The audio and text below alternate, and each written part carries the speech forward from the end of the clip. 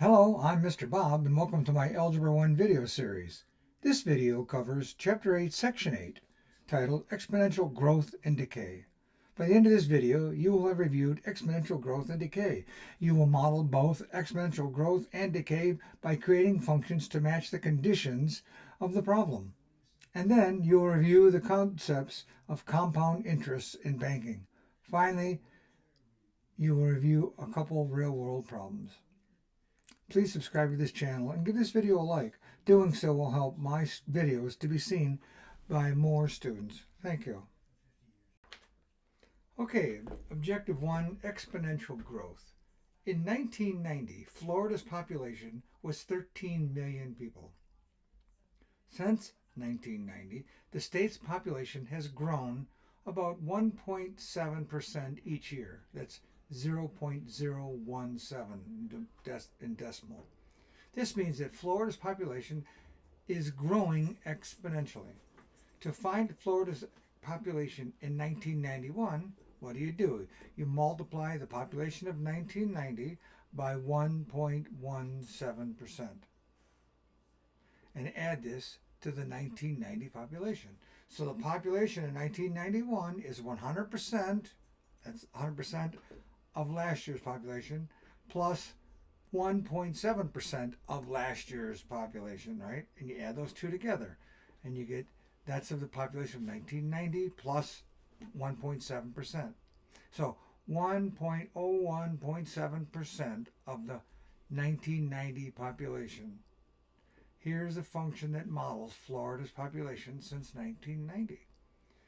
Right here we have y, right? Y is equal to the population in millions in 1990 was 13 million people, and it's increasing because this is greater than 1, right? This number right here, this number is greater than 1. It's 1.017. It's 0.017 greater than 1, and it's raised to the number of years since 1990. This is the cycles, the repeat cycles, as you call them. Okay, this is 101.7% right here, written in decimal form. That is the equation for these growth and decay problems. They're all identical. So the rule displayed to the right here is a general rule for modeling exponential growth. So exponential growth, I'm going to change colors here.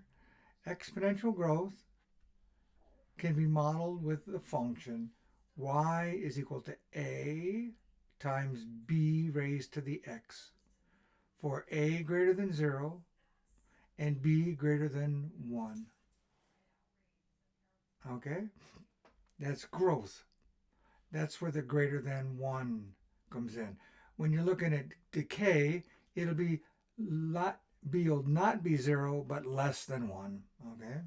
So the starting amount when the x is 0, right here, here's the starting amount. Okay, in our case up here, it was the 1990 population. Now you can't see that, sorry. The 1990 population, I'll change that color. Right here, that's what we started with, the 1990 population, right? And then the base here, that's the base of our exponential, of our exponent here. That is the percentage that we're going to change, or that what we're multiplying by, so to speak, right? And the exponent. So it's a, and that's the number of cycles. So a is the starting, b is the increase or decrease amount, and x is the number of repeat cycles. The base is greater than 1. It has to be greater than 1 for growth. I just remember I said that. That is for growth. Okay? Okay, let's move on and look at some. Okay, example 1, modeling exponential growth. Since 1985, the daily cost of patient care in community hospitals is the United States has increased about 8.1%. Okay, per year. In 1985, such hospital costs were on average $460 per day. So that was our starting, right? In 1985, the cost of a hospital stay was about $460 per day. And we're finding out that the costs are increasing at 8.1%. The cost has increased. Okay? It says A, write an equation to model the cost of the hospital care. And B is use your equation to find the approximate cost per day in year 2000. That's 15 years from 1985. So A, write the equation. So the equation is, let's look at, see if we can relate the standard exponential growth equation. Y is equal to A times B to the X. We're going to let X be the number of years since 1985. We're going to let Y be the cost of the care at various times. That's the answer, right? The range of our function. A is the initial cost, $460. And then B is the growth factor, 100%. Plus, 100% means 100% of what you have now and multiplied by this percentage for the next iteration, right? So we're going to write Y is equal to, right here, 460 times 1.081 raised to the x power. That's our equation. The 1.08, right, is 108.1%. And remember, we got that by adding these two together. And then all we did here and here is we converted this number, 108.1%, to 1.081 in decimal form. So now it says, use your equation to approximate the cost in the year 2000. So Y, the cost of what it was in year 2000, is equal to 460, what it was in the beginning, times the increase, which is 1.081. That's the increase, or 108.1% increase, and X is the number of years. And we know it's 15 years, right? Y is 460 times 1.081 raised to the 15th power. That's how many times we reiterated this equation, so to speak. And the approximate answer ends up being $1,480. So the approximate cost per day in 2000 was $1,480, as opposed to back in 1985, it was 460. Okay? Okay, example one, check your understanding. Solve these two questions, right? Two problems here. Suppose your community has 4,512 students this year. The student population is growing at 2.5% each year annually. Write the equation to model the student population. And then finally, for the second question, it says, what will the population be in 3 years? So I'll wait for you. Go ahead and try these. And when you get back, stop the video, try it. And then when you come back, we'll do them together, okay?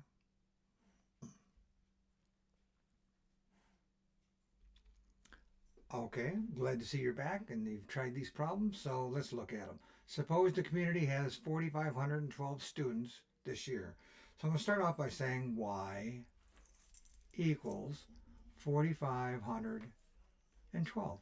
That's our starting point. That's the A piece. And that's times something. What's it times? It's times 2.5%, right? 2.5%. But now we're going to, and then that added together will give the next year. So this 4,512 times 1.025 raised to the X value. So there's 1.025 is how much it's raising each year. We're going to start with this much and we're going to multiply it by, get that 25%, add it in every year for X number of years. Well, that's our equation, okay? So now it also says then what is the value or the number of students, and we're going to round down because you can't have a half a student. So it's going to be, we're going to round the answer down if you calculate it. So it's going to be Y is equal to 4512 times 1.025 raised to the third power. They want it in 3 years. Well, when you do that, you're going to get y is equal to 4512 times a number, and that number is 1.076, and then I'll say 8, okay? So that's rounded. But so what is that? So y is equal to 4858. That's what it'll end up at, starting at 4512, and in 3 years the population of the school is going to be 4858 approximately. That's going to be an approximate, right? I'll do that. Let me change that. I'll change it to approximate. It's approximately equal to, how's that? Okay. It's the same thing on the one above, by the way. I had already rounded. So, okay, there's your answer for those two. If you wanted to round up, then it would have been 4859. So you can go either way on it. Okay, example 2, compound interest. It's exactly like the previous problem. Whatever the thing is you're increasing or decreasing over time or periods, it acts just like compound interest. They're all kind of similar. So suppose your parents deposited $1,500 in an account paying 6.5% compounded annually, that means once a year, when you were born. So find the account balance after 18 years. Well, now that you're 18 years old, they consider it your money. I guess they're considering it. They're giving it to you, right? So what's the equation we use? It's the same equation. We use the exponential function. Y is equal to A times B to the x power. X is the number of periods, which in our case is 18, right? Y is the balance. That's right here, just where the answer is going to be, the domain, right? That's the balance. A is going to be the initial deposit, $1,500. Right here, your initial deposit. And then we're going to write the equation. What is the equation? B, well, we have the equation yet, but we're going to have the factor. It's the increase factor or the decrease factor. In this case, it's an increase factor. So we'll start with 100%. That's what we're starting with. That's what's currently in the bank. And at the beginning of the year, right? And then you're going to multiply that by 6.5%. Okay? And that's going to equal 1 plus 0.065, because 0.065 is 6%. So you add 1 and 6%, and you get 1.065 as your multiplier. And notice that it is this number, 1.065, is greater than 1. You cannot have a 1 here if you have a growth or decay. You have to have something greater than 1 or something less than 1. And if it's less than 1, it has to be greater than 0. Otherwise, you multiply by 0 and you get a 0 answer. So now when we put that together, we have y equals 1,500 times 1.065 raised to a power, and the power we happen to want here is 18. Well, when we do that, we're going to have 1,500 times 1.065 to the 18th power, which is, what is that to the 18th power? Well, it happens to be 3.106 Okay, that's what that is. And that's going to be raised to the 18th power. And when you do that, when you multiply those out, you're going to get approximately 4,659.98. That's what your interest should have amounted to after 18 years. So now the balance in 18 years will be 4,659.98. Okay, example 2, it says check your understanding. So there are 3 questions here for you to look at. I'd like you to pause the video and go give them a try. You'll see that A is basically the same as what you just did. They changed the rate on you. B, they give you a different formula, in theory, to come up with the same answer. And then they're asking why the 2 formulas for finding the compound interest are the same. So why don't you go ahead and pause the video, try it. When you come back, we'll work on them, okay? Let's see how it turns out. Okay, I'll wait for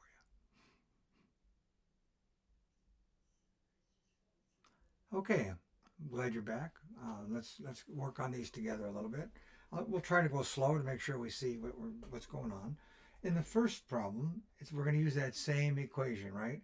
Which to solve for this, which was y equals what? A times b to the x. It's a simple equation. It's kind of fun, actually. And what are our values? Well, we know that it's the same from the previous problem, right? That's the interest rate on the account in example 2 is 8%. Well, if you look back at it before, it was 6.5, correct? So now we're going to have y is equal to 1,500 because we know that was the start. We know that it was 18, right? But now the b is 100% plus 8%, which is 1.08, right? So it's 1.08 to the 18th power. Okay? And if you do that, let's see, what are we going to get? We're going to get this, and we're going to get 1,500 times equals 39, 96. Looking at my calculator, by the way. Okay, so we're going to multiply these two together. And when we do, we're going to get y is equal to what? The answer is $5,994.03. Okay. When you use this other equation, now they say another formula for compound interest is B for the balance is equal to P, the principal. That's how much money you have in the bank, times 1 plus R, where R is the rate raised to the X. Well, when you fill these in, what are we going to get? We're going to get the balance. Again, balance is equal to principal, which is 1,500, times, okay, I can say times just like they did, 1 plus R, and R is 0.08, right? 1.0, did I do that right before? Yeah, 1.08, correct. Sorry, I was just looking, all of a sudden my mind took a shift here, and I was trying to think of what from the previous example was, and this again was 18. And so when we do this, you're going to see that the principal, or the balance rather, is equal to 1,500 times 1 plus 0.08. That's exactly the same as we had to the 18th. So the balance, I'm just going to not multiply it out because we multiplied it out over here and it's 39.96. But when we're done, it ends up being 59.94.03, and it's dollars. Okay? So then explain why the two formulas for finding the compound interest are the same. Well, because they are. This is 15, this is the principal that you're starting with. And this is the multiplication factor, which is 100. 100 over here we're looking.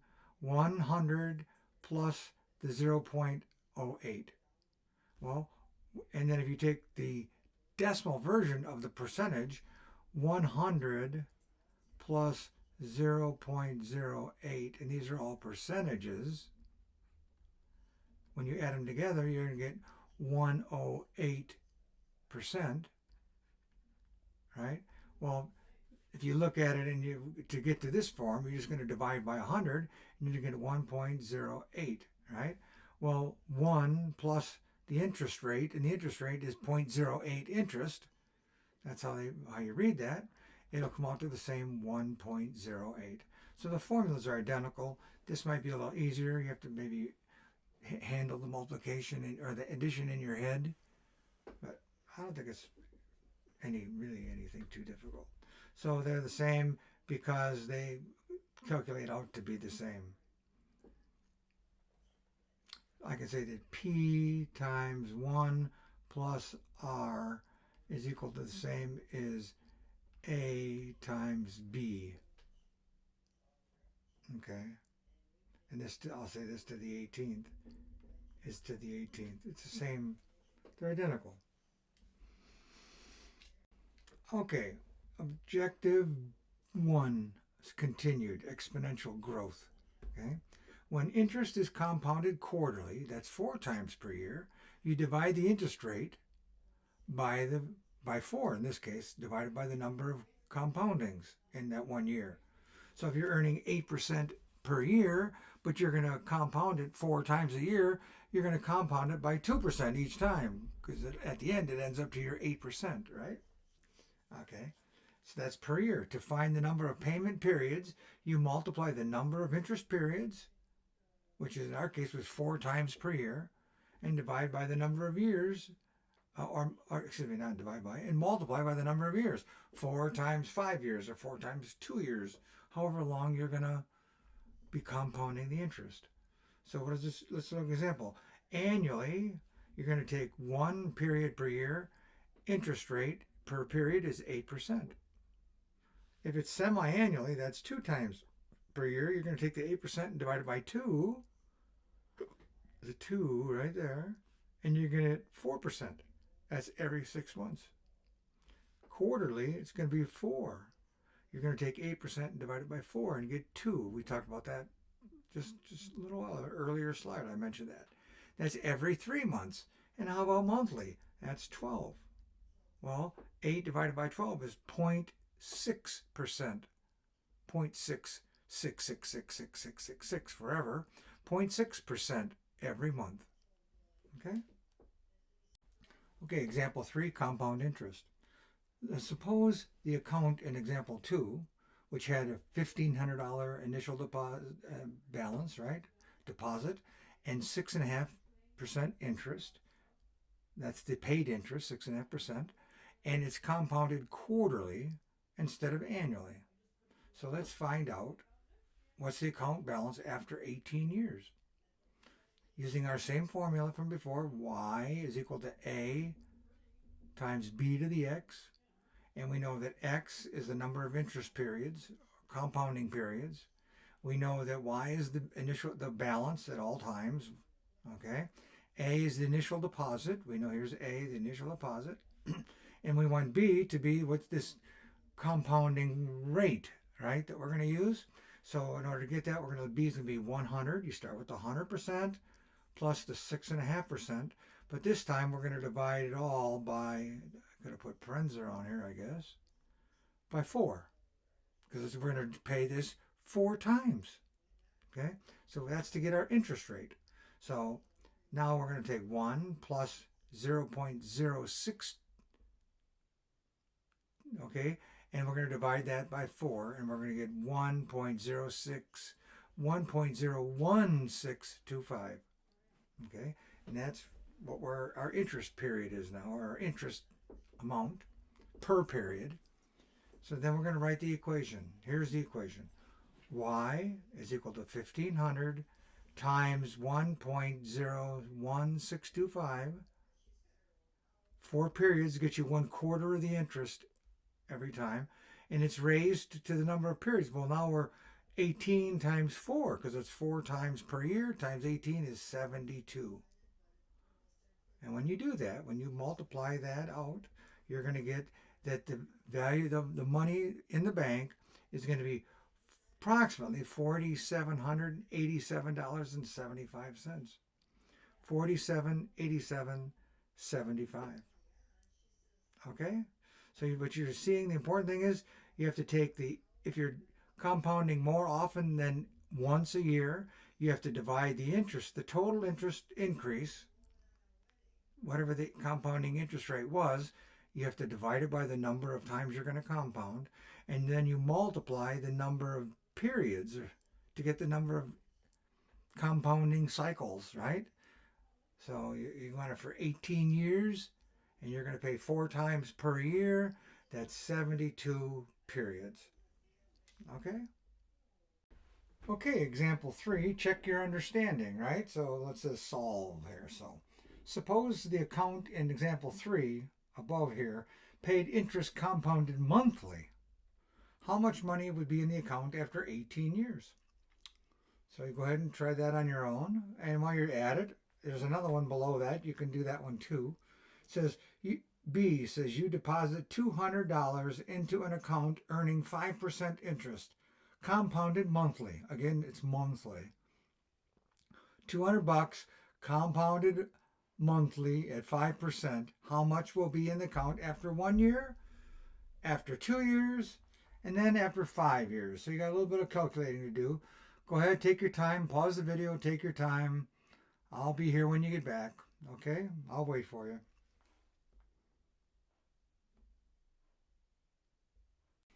Okay, glad to see you made it back. Let's look at these two problems. There's a little bit of math you had to do. So suppose the accountant, example 3, paid interest compounded monthly. How much money would be in the account after 18 years?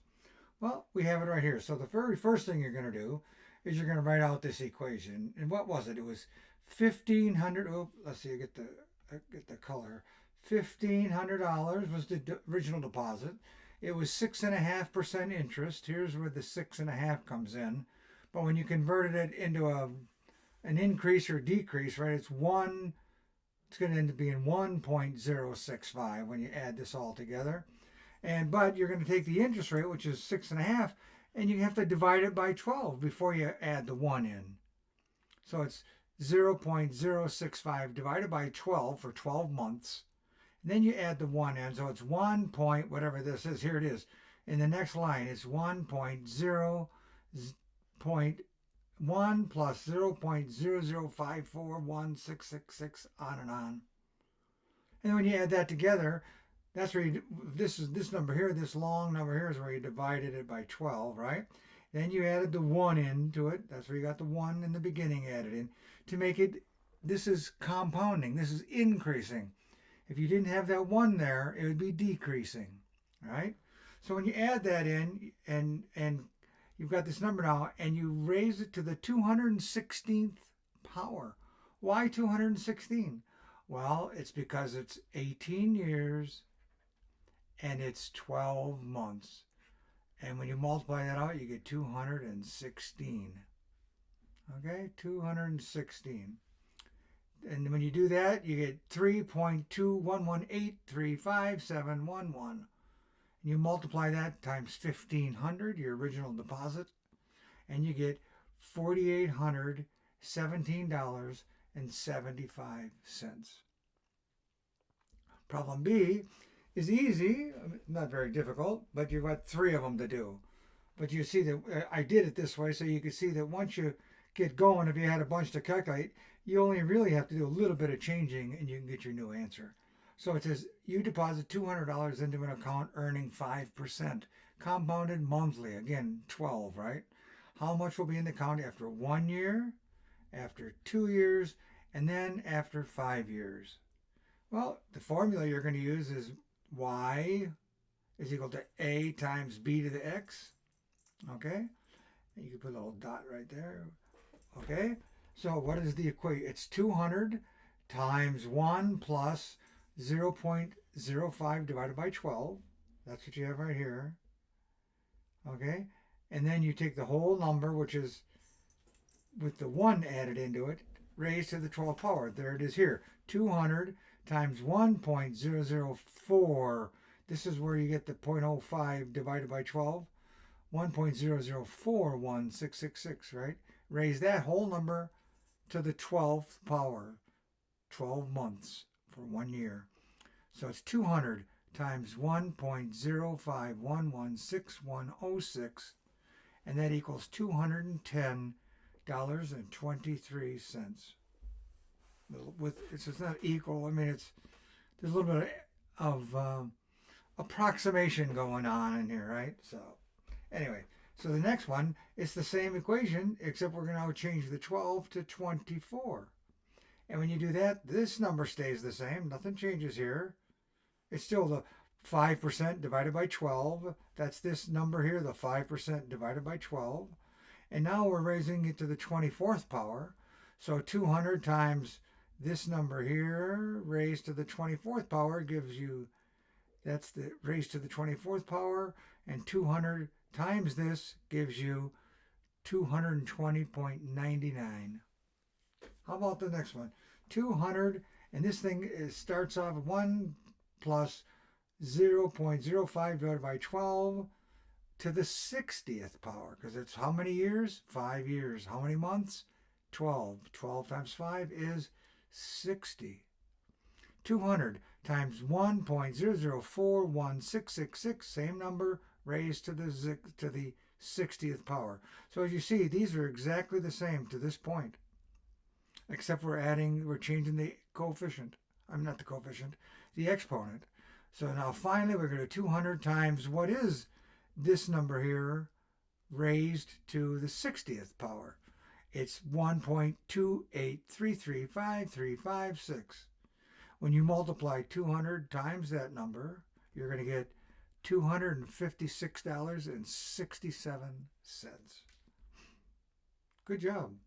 Okay, still in Objective 2. Now we're going to look at exponential decay. We had increases, just compounding, right? Growth is another term for it. Now it's decay, like something's dying or rotting or disappearing, right, at a percentage rate. It says that the graph at the right shows exponential growth and exponential decay. For exponential growth, that's as x increases, y increases. So this is exponential growth right here. As x increases, y increases, right? Because there it is. X is going here to the right. I should change my colors. X is going here to the right, and y is following it and increasing. And if you look at here, our example is y is equal to 2 times 1.5 raised to the x power. Okay? And for the decrease, the thing to notice here, it's going to say for exponential decay, as x increases, y decreases exponentially. So as x goes to the right, y is decaying exponentially, they say here. And you see what's going on. It eventually gets very flat, the line, right? So what's being noted here? In this case, the growth factor, here's the growth factor. It's 1.5. It's greater than 1. And here, the growth factor is not a growth, it's decay. It's 0.5. So it's cutting in half each period, each cycle. It's cutting it in half. You see that? So this is decay, 0 point something. It can't be 0 only, because then you don't have any growth. 0 times everything is 0. But it's like a fraction, 0.1111, 0.928, whatever, as long as it's not 1. It can never be 1, can never be 0. But it could be any number it wants to be above 1. It could be 1,000,000. But that'd be a very, very, very, possibly a very large number, depending on what kind of equation it is. However, that's what you have. Growth is x going to the right and y rising, and decay is x going to the right, and y falling. Okay, there you have it. Okay, let's look at example 4. It's a real-world problem. The half-life of a radioactive substance is the length of time it takes for 1/2 of the substance to decay into another substance. Okay, in elements, sometimes when they decay to a different type of element. Okay, so to treat some forms of cancer, doctors use radioactive iodine. And that iodine is iodine 131, by the way. There it says it right here. So the half-life of iodine, it's radioactive, it decays. The half-life of iodine 131 is 8 days. So if you have a pound of it, 8 days later, you're going to have a half a pound of it. And 8 days after that, you're going to have a quarter pound of it. Okay? So it says here, the patient receives 12 millicuries, that's millicuries, a measure of radiation, a treatment. 12 millicuries. That's how much radiation there is. Think of it that way. how much iodine 131 will be left in the patient 16 days later. 16 days later. So what does that mean? It says here that the radioactive half-life of iodine 131 is 8 days. That means it cuts in half in 8 days. And they want to know that if you have 12 millicuries, CI, capital C, lower I is Curie, stands for Madame Curie. She's the one that actually discovered this radiation. It wasn't very good for her, the discovery. It ended up killing her. The radiation killed her. They weren't aware of what it would do to the body. However, millicuries, that's what that stands for. 12 millicuries. Well, how much iodine 131 will be left in 16 days? Well, in 16 days, there are 2 8-day half-lives. So you're going to go from 12 to what?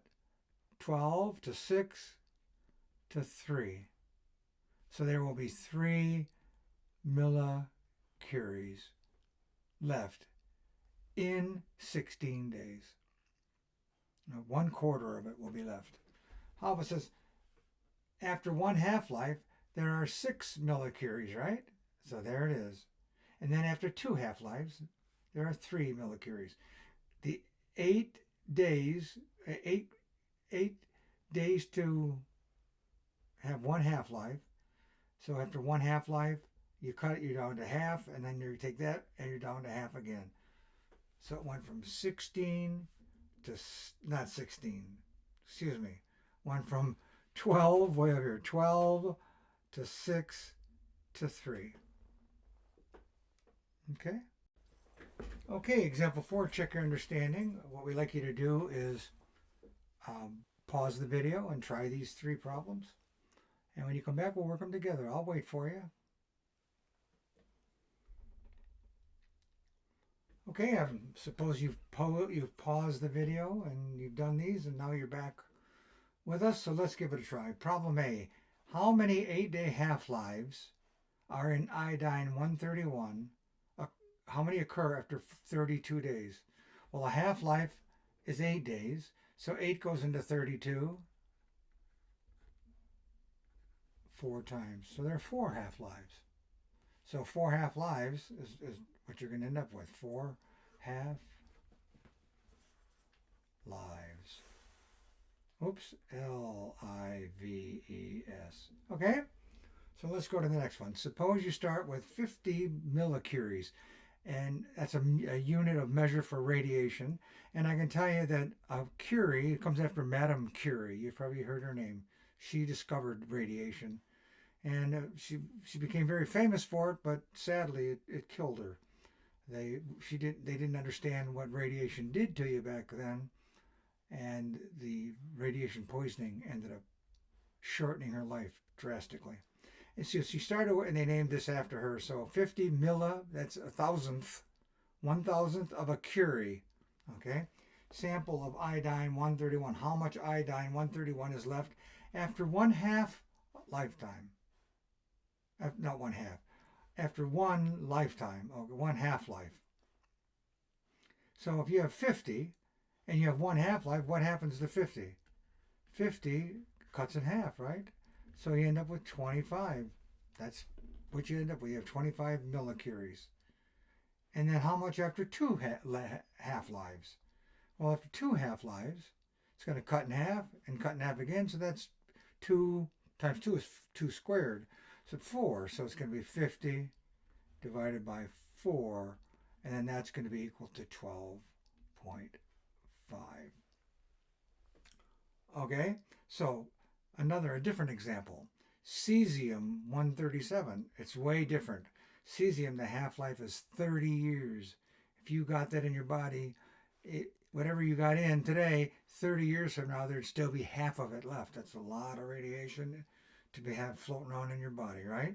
So we're going to start off with the lab stores 30 millicuries in 1973. And so how much of the sample will be left in 2003? Well, 2003 minus 1973 is 30 years. Well, that's one half-life. Okay? So 30 years, you have 30 millicuries. So a half-life is in 30 years. So you take 30 millicuries and divide it by 2. You've got one half-life. You have now 15 millicuries. 15 millisii. And now what's the next one? 30, right? But now what's going to be left in 63? That's another 30 years. So you had 15. We can take one half-life of that. So a half of that, or 30 divided by 4, or 15 divided by 2. But either way, you come up with 3.75 millicuries. So see that you started off with 30 millicuries and it took 60 years and you still have 3.75 millicuries of cesium-137 left in you. Okay, objective 2, it's a continuation of our objective, exponential decay. So the function y is equal to a times b to the x can model decay as well as growth. So for exponential decay, the function y equals a times b to the x models exponential decay for a greater than 0 and b and 0 less than b and b less than 1. So what they're basically saying here for this one right here, your b value cannot be 0. 0 is less than b, and b is less than 1. If it's 1, you've got no growth or decay. If it's greater than 1, remember we talked about it, if b is greater than 1, you've got growth. We're talking about decay this time, and so it has to be less than 1, but still greater than 0. So if we look at this, the starting amount when x is 0 is a, just as before.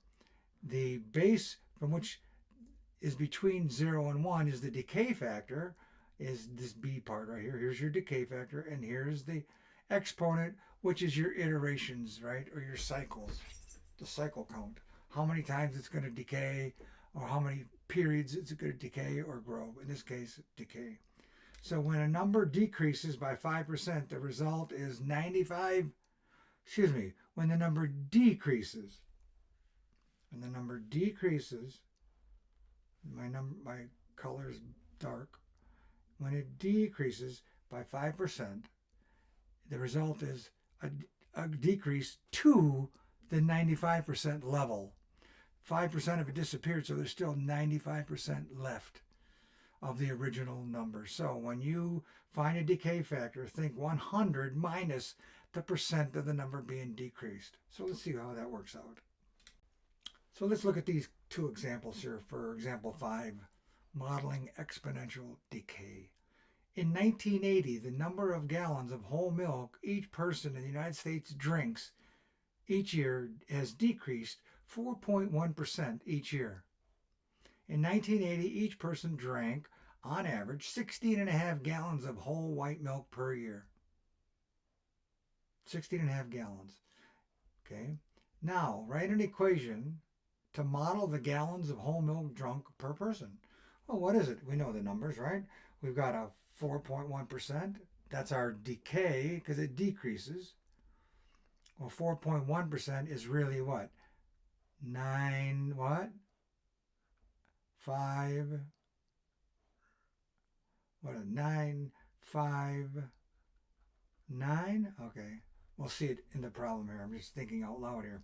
So write an equation. So is that, it's 16.5 gallons is our starting point. And we're just going to write the equation, general. 16.5 gallons times 100% minus 4.1% raised to the x power. And that's 6.5 gallons times 1 minus, now we converted to decimal, from percentage to decimal. So it's 1 minus 0.041 raised to the x power. And then finally when you're done, it's 16.5 gallons times 0.959 raised to the x power. That's our equation.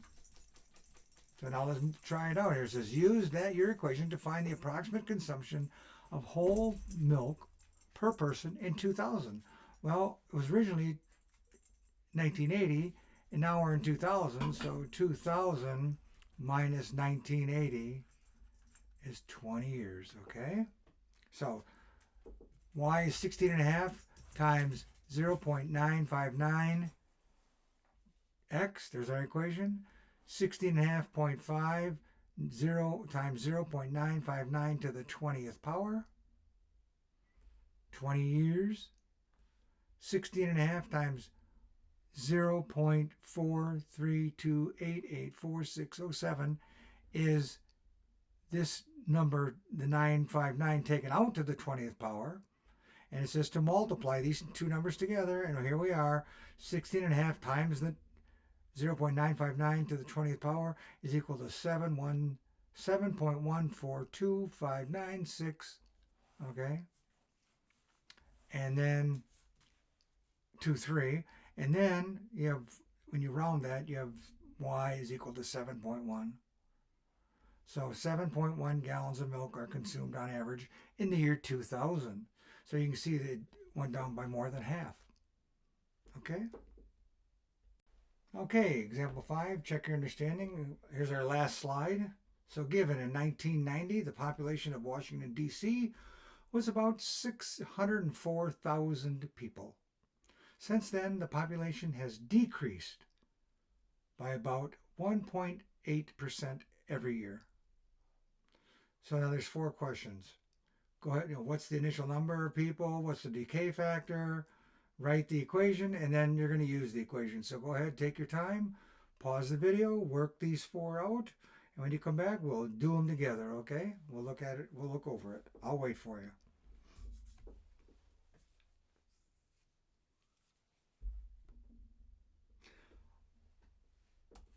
Okay, so let's take a look at these. Given in 1990, the population of Washington, D.C. was about 604,000 people. So that's our starting number. Since then, the population has decreased. So we're going to decay, right? About 1.8% per year. And 1.8% is 0.018. That's the decrease, okay? So what is the initial number of people? Well, that's the 604. There's answer to A. 604, 604,000 people. What's the decay factor? Well, the decay factor is 0.682 because you take one, in this case, you can take 1, right, and subtract this 0.018 from it, and you're going to get 0.982. Okay? I'll do it right here. I'll say 1 minus 0.018 is equal to 0.982. Okay, there's our decay factor. When you're decaying, you always have to do this little 1 minus the when you're increasing, you don't have to, you're adding the number in. On decaying, you're subtracting the number. Write an equation to model the population. So y is equal to the starting value, 604,000, times the decay factor raised to the power of the number of years you're going to decay it. There's it is. So now suppose the current trend of the population continues. Predict the population of Washington, D.C. in the year 2010. Well, we're starting in, where was it? 1990. 2010 is 20 years later, right? 20 years. So our 604 is the equation times 0.982 to the 20th power, 20 years. And when you take 0.982 to the 20th power, you get 0.695392105. And now you're going to multiply those two numbers together. And when you do, you're going to get this number, which is 420,016.8315. And when you do that, you're going to take that number and you're going to get 420,000. And since this is 0.8, we're going to raise it up. We can raise it up 1 to 17. But sometimes you'll hear, well, you can't have a fractional person, so you're going to have to decrease it by, round down. Well, that's true, too. You'll see that in life. In this case, it's just an approximation. It says equal here, but it's truly y is approximately 420 016 or 017, whichever one you want to go with. It's an approximate number. So you could rise it, go up or down with it. It doesn't matter. Okay? But in some cases it will matter. Okay. Thanks for working the lesson with us. Look for the next ones when they come up. Thank you very much.